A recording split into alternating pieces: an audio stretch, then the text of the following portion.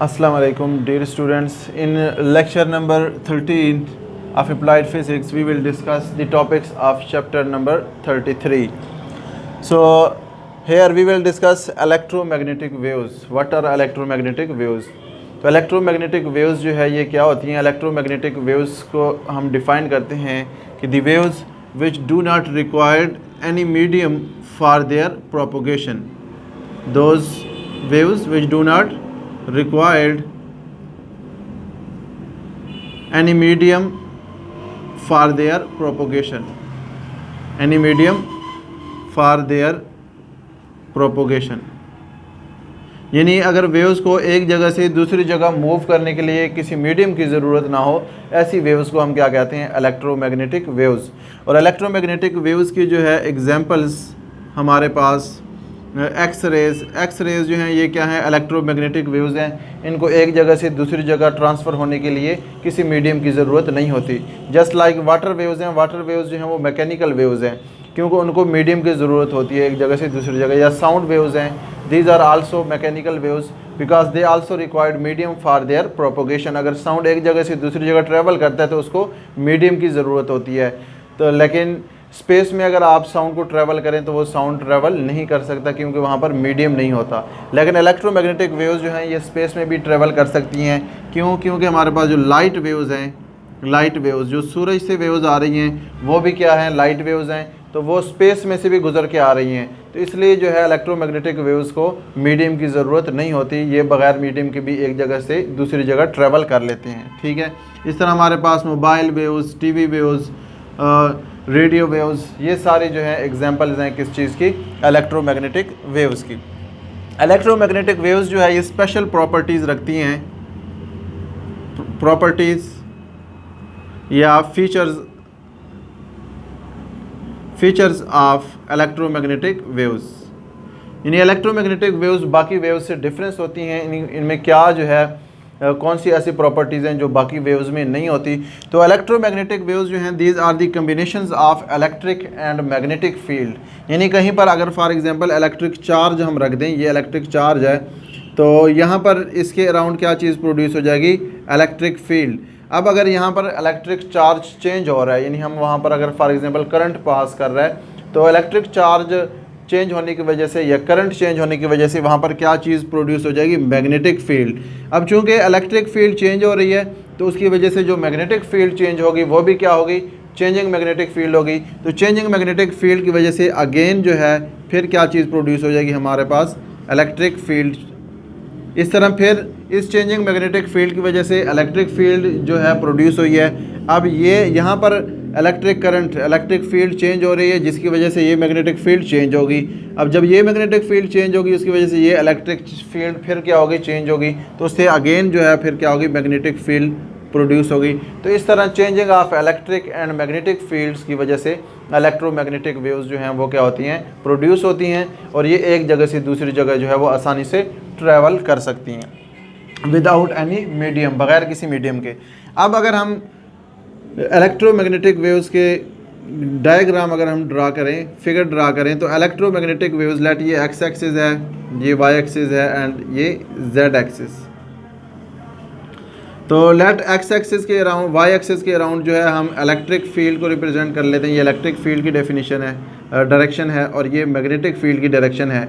ठीक है. Z axis के अक्रॉस. तो एक्स एक्सिस के अक्रॉस जो है ये क्या है? Direction of wave, direction of wave. यानी वेव्स जो हैं वो इस डायरेक्शन में क्या कर रही हैं? मूव कर रही हैं. तो अब इससे जो प्रॉपर्टीज़ हमारे पास आती हैं कि electric field is always perpendicular to magnetic field. यानी इलेक्ट्रिक फील्ड और मैग्नेटिक फील्ड जो हैं ये हमेशा क्या होती हैं? परपेंडिकुलर होती हैं आपस में. किस चीज़ में? इलेक्ट्रोमैग्नेटिक वेव्स में. यानी ये आपस में एंगल कितनी बनाते हैं? 90 डिग्री. यानी ये इलेक्ट्रिक फील्ड की डायरेक्शन अपवर्ड है और ये मार्कर जो डायरेक्शन शो कर रहा है ये किस चीज़ की डायरेक्शन है? मैग्नेटिक फील्ड की डायरेक्शन है. तो अब इलेक्ट्रिक फील्ड और मैग्नेटिक फील्ड के दरमियान एंगल कितना बन रहा है? 90 डिग्री बन रहा है. दूसरा जो है electric and magnetic field are also perpendicular to direction of waves, direction of electromagnetic waves. यानी जिस डायरेक्शन में इलेक्ट्रोमैग्नेटिक वेव्स मूव कर रही हैं तो इलेक्ट्रोमैग्नेटिक वेव्स की डायरेक्शन जो है वो भी हमेशा परपेंडिकुलर होती है किस चीज़ की, इलेक्ट्रिक फील्ड के भी और मैग्नेटिक फील्ड के भी, ये तीनों आपस में एक दूसरे के परपेंडिकुलर होती हैं। ये देखें, ये इलेक्ट्रिक फील्ड की डायरेक्शन है, ये मैग्नेटिक फील्ड की, ये दोनों आपस में परपेंडिकुलर हो गई। ये डायरेक्शन ऑफ वेव है, वेव इस डायरेक्शन में क्या कर रही है, मूव कर रही है। तो ये वेव जो है वो मैग्नेटिक फील्ड के साथ भी परपेंडिकुलर है और इलेक्ट्रिक फील्ड के साथ भी क्या है, परपेंडिकुलर है। तो डायरेक्शन ऑफ वेव जो है वो भी हमेशा क्या होती है, परपेंडिकुलर होती है किस चीज़ के, डायरेक्शन ऑफ इलेक्ट्रिक फील्ड और मैग्नेटिक फील्ड के। तो ये जो है क्या है, कुछ प्रॉपर्टीज़ थी इलेक्ट्रोमैग्नेटिक वेव्स की, ठीक है। और इलेक्ट्रोमैग्नेटिक वेव्स में जो मैग्नीट्यूड ऑफ इलेक्ट्रिक फील्ड है वो हमेशा इक्वल होती है E0 into sine kx minus omega T. E0 जो है ये क्या है, मैक्सिमम एम्पलीट्यूड है, मैक्सिमम इलेक्ट्रिक फील्ड। और ये जो है electric field at any point, यानी अगर फॉर एग्जांपल ये इलेक्ट्रोमैग्नेटिक वेव्स मूव कर रही है तो इलेक्ट्रोमैग्नेटिक वेव्स में जो है किसी भी डायरेक्शन पर अगर हम फाइंड करेंगे इलेक्ट्रिक फील्ड को और मैग्नेटिक फील्ड को, इलेक्ट्रिक फील्ड और मैग्नेटिक फील्ड जो है ये हमेशा क्या होगी, आपस में परपेंडिकुलर होंगी और ये क्या होगी, डायरेक्शन ऑफ वेव होगी, ठीक है। तो ये यानी हमारे पास जो है इस तरह की क्या बनेगी, लूप बनेगी। अगर हम ये इलेक्ट्रिक फील्ड को रिप्रेजेंट करें और ये मैग्नेटिक फील्ड को और ये डायरेक्शन ऑफ वेव्स, तो इस डायरेक्शन में इस तरह क्या करती हैं, मूव करती हैं। तो अगर कोई इलेक्ट्रोमैग्नेटिक वेव्स मूव कर रही है तो वहाँ पर किसी भी पॉइंट पर, यहाँ पर इलेक्ट्रोमैग्नेटिक वेव्स के किसी भी पॉइंट पर अगर हम amplitude of electric field find करेंगे तो वो हमेशा आएगा E=E0 sine kx minus omega t. के जो है वो क्या चीज़ है, वेव वेक्टर है, ठीक है। और E0 जो है वो मैक्सिमम इलेक्ट्रिक फील्ड होगी, मैक्सिमम इलेक्ट्रिक फील्ड। सिमिलरली अगर हम एम्पलीट्यूड ऑफ मैग्नेटिक फील्ड लिखें तो ये होगा B0 sine into kx minus omega t. तो magnitude of magnetic field at any point of electromagnetic waves वो जो है वो किसकी इक्वल होती है, B0 sine kx minus omega t. अब जो है रेशो जो है, ratio of amplitude, ratio of electric field and magnetic field is equal to C constant. यानी अगर हम इलेक्ट्रिक फील्ड और मैग्नेटिक फील्ड इन दोनों की रेशो लेंगे तो इन दोनों की जो रेशो है एम्पलीट्यूड मैग्नीट्यूड की रेशो वो हमेशा जो है वो इक्वल होती है C। और C जो है वो क्या चीज़ है, C जो है speed of light, speed of light, यानी इसकी वैल्यू होती है 3 multiply by 10⁸ metre per second. All the electromagnetic waves are moving with speed 3 multiplied by 10⁸ metre per second. यानी जितनी भी इलेक्ट्रोमैग्नेटिक वेव्स हैं they always move with speed 3 speed of light. यानी electromagnetic waves जो है वो हमेशा कांस्टेंट स्पीड से मूव करती हैं, क्योंकि ये हम ऑलरेडी प्रॉपर्टीज़ अभी डिस्कस करेंगे कि जब वेव्स एक मीडियम से दूसरे मीडियम में एंटर होती हैं, फॉर एग्जांपल अगर डेंसर मीडियम है या और एक लाइटर मीडियम है, तो एयर से अगर वाटर में वेव्स जो है वो इंटर हो रही होती हैं तो वहाँ पर उनकी कुछ प्रॉपर्टीज़ चेंज हो जाती हैं। लेकिन जो स्पीड ऑफ इलेक्ट्रोमैग्नेटिक वेव्स है वो हमेशा क्या रहती है, कांस्टेंट रहती है, क्योंकि इलेक्ट्रोमैग्नेटिक वेव्स कांस्टेंट स्पीड से जो है वो क्या करती हैं, मूव करती हैं with speed 3 multiply by 10⁸ metre per second. इनकी स्पीड क्या रहती है, कांस्टेंट रहती है। और C को जो है हम इस तरह भी लिखते हैं कि 1/√ε0 इंटू μ0 3 × 10⁸ मीटर पर सेकेंड। जब हम रेशो लेते हैं इलेक्ट्रिक फील्ड और मैग्नेटिक फील्ड की तो उससे हमारे पास जो है C की वैल्यू क्या आती है, 1/ε0 इंटू μ0। ε0 जो है वो परमिटिविटी ऑफ फ्री स्पेस और μ0 जो है वो परमिबिलिटी ऑफ फ्री स्पेस है, क्योंकि इसमें दोनों फील्ड होती हैं, इलेक्ट्रिक फील्ड भी होती है और मैग्नेटिक फील्ड भी होती है। तो इलेक्ट्रिक फील्ड के लिए जो है हम मीडियम ऑफ परमिटिविटी ε0 यूज़ करते हैं और मैग्नेटिक फील्ड के लिए हम मीडियम ऑफ परमिटिविटी μ0 यूज़ करते हैं फ्री स्पेस के लिए। तो इन दोनों के अगर हम स्क्वायर रूट ले लें तो इससे भी हमारे पास क्या आ जाती है, C की वैल्यू आ जाती है। तो ये जो है हमारे पास कुछ प्रॉपर्टीज़ थी किस चीज़ की, इलेक्ट्रोमैग्नेटिक वेव्स की। अब जो है हमने फर्दर प्रॉपर्टीज़ डिस्कस करनी है लाइट वेव्स की, properties of light waves.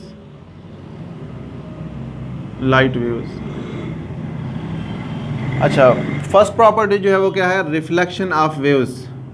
Reflection of waves. When light waves incident on a certain hard medium or certain rigid medium, they reflect back into the same medium. यानी अगर for example इस direction से ये light waves आ रही हैं, तो ये light waves जब इधर बोर्ड पर पड़ती हैं तो बोर्ड पर पड़ने के बाद फिर क्या हो जाती हैं, वापस रिफ्लेक्ट हो जाती हैं उसी डायरेक्शन में, जो है वापस चली जाती हैं उसी मीडियम में. तो रिफ्लेक्शन ऑफ वेव्स जो है क्या है कि जब भी कोई वेव्स, लाइट वेव्स या कोई भी वेव्स जब किसी हार्ड मीडियम पर पड़ती हैं, तो हार्ड मीडियम पर पड़ने के बाद जो है वहाँ पर बाउंस बैक हो जाती हैं, उसी मीडियम में वापस आ जाती हैं. This property is known as reflection of waves. और रिफ्लेक्शन ऑफ वेव्स के लिए जो है लॉज ऑफ रिफ्लेक्शन होते हैं, लॉज ऑफ रिफ्लेक्शन, कि जब वेव्स रिफ्लेक्ट होगी तो उसमें कौन कौन सी जो है कंडीशंस होती हैं. अब अगर फॉर एग्जांपल ये मीडियम, ये हमारे पास कोई जो है हार्ड मीडियम है या रिफ्लेक्टिंग मीडियम है, रिफ्लेक्टिंग सरफेस है, फॉर एग्जांपल मिरर की हम ले लेते हैं, मिरर है लेट. अब अगर यहाँ से वेव आ रही है, ये इंसिडेंट वेव है, इंसिडेंट वेव, तो इंसिडेंट वेव जितने एंगल पर पड़ेगी उतनी ही एंगल पर क्या हो जाएगी, रिफ्लेक्ट हो जाएगी. तो फर्स्ट लॉ क्या है कि angle of incidence is always equal to angle of reflection. Angle of incidence और एंगल ऑफ रिफ्लेक्शन जो है ये हमेशा क्या होते हैं, सेम होते हैं. अगर फॉर एग्जांपल ये 40 डिग्री पर इंसिडेंट हुई है या 45 डिग्री पर, तो 40 डिग्री पर ये जो है क्या होगी, रिफ्लेक्ट भी होगी. तो जितने एंगल पर कोई रे इंसिडेंट होती है उतने ही एंगल पर वो क्या हो जाती है, रिफ्लेक्ट हो जाती है. और the point on this surface where incident or reflected waves are occur and this perpendicular surface is known as normal. Normal जो है ये हमेशा किसी भी सरफेस के क्या होता है, परपेंडिकुलर होता है. यानी point of reflecting waves on the surface, ठीक है, normal to the point of reflecting waves, यानी जहाँ पर कोई वेव रिफ्लेक्ट कर रही है या इंसिडेंट कर रही है, तो उस पॉइंट का, उस सरफेस का अगर हम नॉर्मल ले लें, परपेंडिकुलर ले लें, तो वो क्या कहलाता है, नॉर्मल वेक्टर कहलाता है. यानी ये बोर्ड है तो बोर्ड की अगर हम नॉर्मल परपेंडिकुलर वेक्टर ले लें, ये वेक्टर n, ये क्या कहलाएगा, normal vector to the surface. तो दूसरा जो लॉ है, दूसरा लॉ ऑफ रिफ्लेक्शन क्या है कि point of incident ray, point of reflected ray and point of normal always lie on the same line, same point. यानी ये तीनों जो है, जहाँ पर इंसिडेंट रे और रिफ्लेक्टेड रे और नॉर्मल, ये तीनों जो है एक ही फिक्स पॉइंट पर हमेशा क्या होंगे. इनका जो पॉइंट ऑफ इंसिडेंट है, कहाँ पर पॉइंट ऑफ इंटरेक्शन है सरफेस के ऊपर, वो हमेशा क्या होता है, कॉमन होता है. यानी ये नहीं हो सकता कि रे इंसिडेंट यहाँ हो और रिफ्लेक्ट यहाँ से हो जाए, ये कभी भी नहीं होगा. जिस पॉइंट पर रे इंसिडेंट होगी सरफेस पर, उसी पॉइंट पर क्या होगी, रिफ्लेक्ट होगी. तो point of incident, point of reflected और नॉर्मल जो है, ये तीनों एक ही पॉइंट पर लाई करते हैं. सेकंड प्रॉपर्टी जो है वो हमारे पास है refraction of waves, refraction of waves. तो वेव्स जब एक मीडियम, फॉर एग्जांपल ये हमारे पास डेंसर मीडियम है, वाटर है, और ये हमारे पास रेयर मीडियम है, रेयर या हम लाइटर मीडियम भी इसको कहते हैं, लाइटर मीडियम है एयर. तो अगर हमारे पास कोई लाइट रेज हैं, वो इंसिडेंट हो रही हैं कहाँ से, रेयर मीडियम से डेंसर में, ये इंसिडेंट रे है, एयर से आ रही है. और वाटर है, तालाब है, तालाब के अंदर फॉर एग्जांपल वो वेव्स, लाइट वेव्स जो हैं क्या हो रही हैं, जा रही हैं. धूप है, धूप पड़ रही है, तो वो धूप एयर से आके कहाँ जा रही है, वाटर के अंदर जा रही है. अब जो है ये जो पॉइंट है, ये क्या है, नॉर्मल टू दी सरफेस, ठीक है, ये नॉर्मल टू दी सरफेस है, ये इंसिडेंट रे है. अब जब भी रे इंसिडेंट होती है कहाँ से, एयर, लाइटर रेयर मीडियम से डेंसर मीडियम में, तो जब भी, यानी इसकी डेंसिटी, एयर की डेंसिटी कम होती है इसलिए इसको हम रेयर मीडियम कहते हैं. वाटर की डेंसिटी क्या होती है, ज़्यादा होती है, इसलिए हम उसको डेंसर. तो इस तरह जिस मीडियम की डेंसिटी ज़्यादा होगी उसको हम डेंसर कहेंगे, जिस मीडियम की डेंसिटी कम होगी उसको हम रेयर मीडियम कहेंगे. तो ये इंसिडेंट रे है, इस पॉइंट पर पड़ेगी, एयर से आ रही है, कहाँ पे जाएगी, वाटर में. अब इस रे को जो है स्ट्रेट पास होना चाहिए था, यानी इसके अगर हम डायरेक्शन ड्रा करें तो इसकी ओरिजिनल डायरेक्शन ये है. लेकिन जब भी रेज इंटर होती हैं रेयर मीडियम से डेंसर में, तो they always bend towards normal, तो ये हमेशा क्या होती हैं, नॉर्मल की तरफ मुड़ जाती हैं। तो अब ये रे इसकी ओरिजिनल डायरेक्शन ये थी, लेकिन ये कहाँ हो जाएगी, बेंड हो जाएगी टूवर्ड्स नॉर्मल। तो ये जो है कौन सी है, रिफ्रैक्टेड रे है, रिफ्रैक्टेड रे। तो when rays enter from rare medium to denser they always bends towards normal, तो ये हमेशा जो है नॉर्मल की तरफ क्या हो जाती हैं, बेंड हो जाती हैं। तो ये एंगल ऑफ इंसिडेंस है और ये एंगल ऑफ रिफ्रैक्शन। तो जब भी रे इंटर होगी रेयर मीडियम से डेंसर में, तो एंगल ऑफ इंसिडेंस हमेशा ग्रेटर होगा किस चीज़ से, एंगल ऑफ रिफ्रैक्शन से, क्योंकि वो रे कहाँ बेंड हो जाती है, नॉर्मल की तरफ बेंड हो जाती है, तो उसका जो एंगल है वो क्या हो जाता है, कम हो जाता है। तो when ray enter from rare medium to denser then angle of incidence always greater than angle of refraction. और अगर फॉर एग्जांपल अपोजिट केस हो कि ये कोई रे है, ये रे है, लेट ये इंसिडेंस रे है, ठीक है। अब रे डेंसर मीडियम से लाइटर मीडियम में जा रही है, यानी डेंसर से लाइटर में। तो जब भी रे डेंसर मीडियम से लाइटर में जाती है, तो अब इसकी ओरिजिनल डायरेक्शन जो है ये डायरेक्शन थी, इस डायरेक्शन में जाना था चाहिए था, लेकिन ये क्या हो जाएगी, बेंड हो जाएगी अवे फ्रॉम द नॉर्मल, ये तो ये एंगल ऑफ रिफ्रैक्शन होगा, और ये जो है क्या होगा, एंगल ऑफ इंसिडेंस होगा। तो अगर रे डेंसर मीडियम से लाइटर मीडियम में जाती है, तो they always bend away from the normal, normal से अवे मूव करती है, और इस सूरत में एंगल ऑफ इंसिडेंस हमेशा लेस होगा किस चीज़ से, एंगल ऑफ रिफ्रैक्शन से, ठीक है। तो ये क्या है, refraction of wave, the bending of waves when it enter from one medium to another medium, it is known as refraction of waves. अब रिफ्रैक्शन ऑफ वेव्स में भी हम लॉज ऑफ रिफ्लेक्शन पढ़ते हैं, laws of refraction. First law of refraction जो है वो यही है कि incident ray and normal and refracted ray always lies on the same point on the surface, यानी सरफेस पर जो है रिफ्लेक्टिंग कोई भी सरफेस है, तो मीडियम की जो सरफेस होगी, इंटरफेरेंस होगी, उस सरफेस पर जो है ये तीनों हमेशा क्या होती हैं, कॉमन पॉइंट पर होती हैं। यानी इंसिडेंट रे जिस पॉइंट पर पड़ती है, और रिफ्रैक्टेड रे भी उसी पॉइंट से क्या होती है, इमर्ज होती है, और जो नॉर्मल है वो भी उसी पॉइंट पर लाई करता है। तो इंसिडेंट रे, रिफ्रैक्टेड रे और नॉर्मल, ये तीनों हमेशा जो है एक ही पॉइंट पर लाई करते हैं। ये क्या है, फर्स्ट लॉ ऑफ रिफ्रैक्शन है। और सेकंड लॉ ऑफ रिफ्रैक्शन जो है वो ये है कि अगर हम रेशो लें sine of angle of incidence और our sine of angle of refraction, they always equal to constant and that constant is equal to n, और n जो है वो क्या चीज़ है, refractive index, refractive index of medium.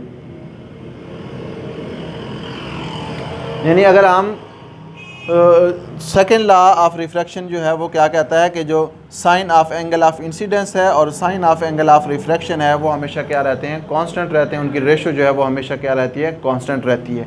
यानी ये जो एंगल ऑफ इंसिडेंस बन रहा है इसकी हम साइन ले लें, और जो एंगल ऑफ रिफ्रैक्शन बन रहा था ये इसका जो है अगर हम साइन ले लें, तो इन दोनों की रेशो जो है वो हमेशा किसी भी मीडियम के लिए क्या रहती है, कांस्टेंट होती है। यानी हर मीडियम के लिए जो है रिफ्रैक्टिव इंडेक्स क्या होता है, कांस्टेंट होता है। जिस तरह फॉर एग्जांपल फॉर वाटर जो है, वाटर के लिए रिफ्रैक्टिव इंडेक्स की वैल्यू होती है 1.33। यानी अगर रेज एयर से जो है इंटर हो रही हैं कहाँ पर, वाटर पर, तो जितने मर्जी आप उसको एंगल पर रखें, उसको एंगल बढ़ाएं कम करें, लेकिन अगर आप रेशो लेंगे साइन एंगल ऑफ इंसिडेंस और साइन एंगल ऑफ रिफ्रैक्शन की, तो वो हमेशा उसका आंसर जो है वो कितना आएगा, 1.33 ही आएगा। तो यानी इस तरह हर मीडियम के लिए जो है ये क्या होती है, कांस्टेंट होती है ये रेशो, जिसको हम क्या कहते हैं, रिफ्रैक्टिव इंडेक्स। तो हर मीडियम का जो रिफ्रैक्टिव इंडेक्स है वो क्या होता है, डिफरेंट होता है। तो हर मीडियम में जो रेशो होगी sine of angle of incidence की और sine of angle of refraction की, वो हमेशा क्या रहेगी, कांस्टेंट रहेगी, ठीक है। तो ये तो कुछ प्रॉपर्टीज़ थी जो है रिफ्रैक्शन की और रिफ्रैक्शन ऑफ वेव्स। अब जो है हम नेक्स्ट प्रॉपर्टीज़ हमारे पास है टोटल इंटरनल रिफ्लेक्शन और क्रिटिकल एंगल। क्रिटिकल एंगल और सेकंड प्रॉपर्टी हमारे पास टोटल इंटरनल रिफ्लेक्शन। ये दो प्रॉपर्टीज़ हैं, बहुत इंपॉर्टेंट प्रॉपर्टीज़ हैं। हम बहुत सारी जो है टेक्निक्स में, प्रैक्टिकल टेक्निक्स में इसको यूज़ करते हैं। जिस तरह जो है हम इंटरनल बॉडी की जो है एग्जामिनेशन करते हैं डॉक्टर्स वगैरह, तो उसमें भी वो कैमरे यूज़ करते हैं, ऑप्टिकल फाइबर्स यूज़ करते हैं, या जो है हम इंटरनेट जिस तरह यूज़ करते हैं, इंटरनेट में भी हम ऑप्टिकल फाइबर्स यूज़ करते हैं। तो ऑप्टिकल फाइबर्स में जो है हम टोटल इंटरनल रिफ्लेक्शन का फिनोमेना यूज़ करते हैं। तो क्रिटिकल एंगल और टोटल इंटरनल रिफ्लेक्शन को हम डिस्कस करते हैं कि ये क्या है।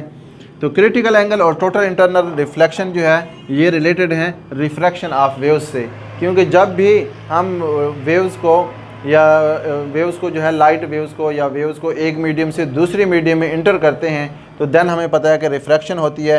तो वहाँ पर हमें ज़रूरत पड़ती है किस चीज़ की, क्रिटिकल एंगल की और टोटल इंटरनल रिफ्लेक्शन की।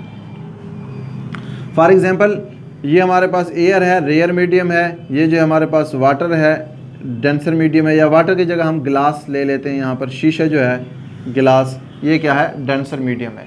तो अगर फॉर एग्ज़ाम्पल रोशनी है वो बाहर से आ रही है, खिड़की के अंदर शीशा लगा हुआ है, शीशे से पास होकर अंदर आएगी, तो इस तरह की हम सिचुएशन जो है ले रहे हैं। या जो है हम सपोज़ करेंगे कि रूम में अगर फॉर एग्ज़ाम्पल हमने लाइट ऑन की है और रूम में जो है लाइट वो खिड़की के शीशे से बाहर जा रही है, तो वो डेंसर मीडियम से कहाँ जा रही है, लाइटर मीडियम में जा रही है।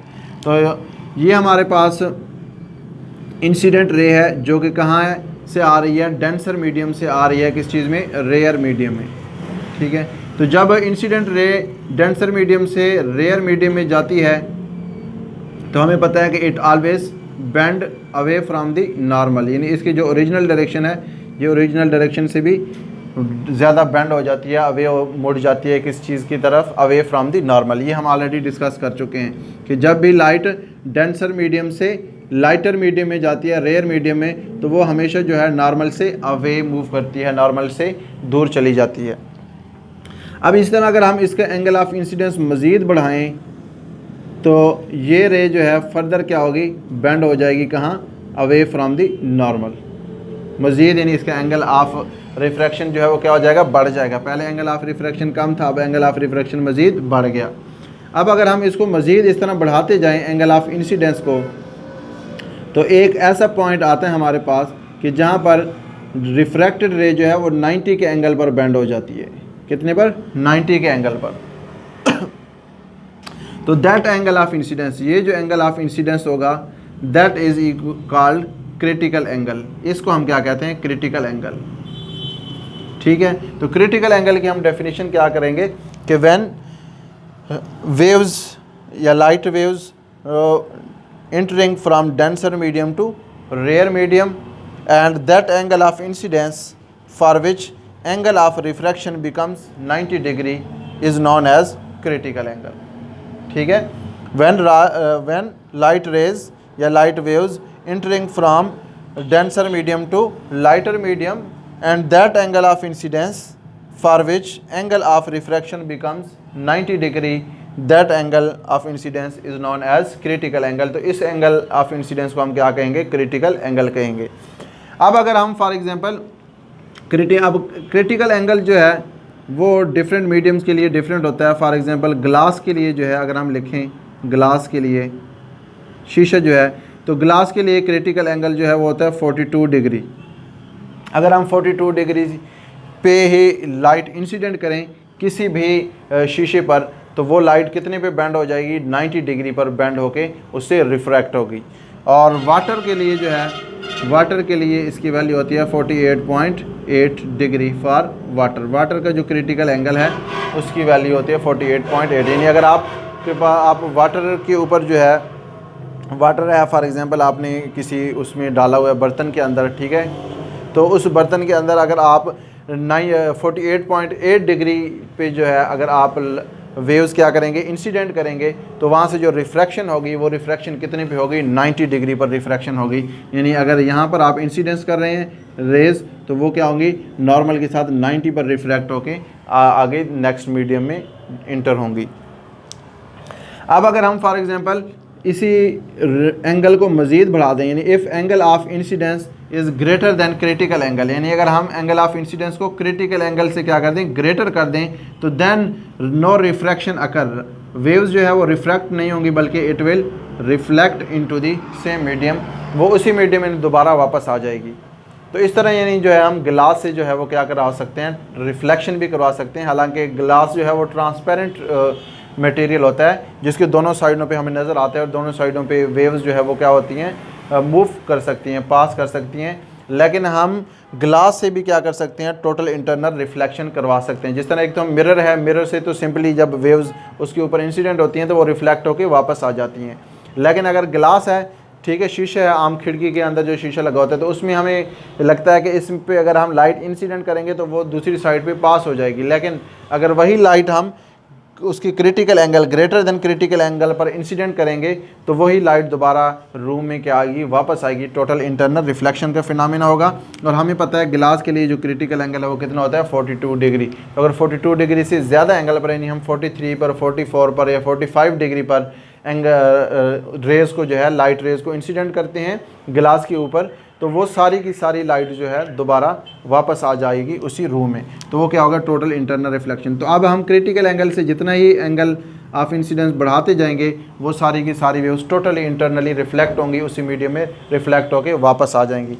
तो क्रिटिकल टोटल इंटरनल रिफ्लेक्शन के लिए कंडीशन क्या है कि angle of incidence must be greater than critical angle, यानी एंगल ऑफ इंसिडेंस जो है वो क्रिटिकल एंगल से क्या होना चाहिए, ग्रेटर होना चाहिए। अगर angle of incidence critical angle से ग्रेटर है तो इट्स मीन कि वहाँ पर क्या होगा, टोटल इंटरनल रिफ्लेक्शन होगी, वहाँ पर जो है रिफ्रैक्शन का फिनोमेना अकर नहीं होगा, रिफ्रैक्शन वहाँ पर नहीं होगी। सारी की सारी वेव्स जो है वो टोटली इंटरनली रिफ्लेक्ट बैक होकर वापस आएंगी। और ये हमें पता है कि क्रिटिकल एंगल, इस तरह ऑप्टिकल फाइबर्स जो है, ऑप्टिकल फाइबर्स में हम ये चीज़ यूज़ करते हैं।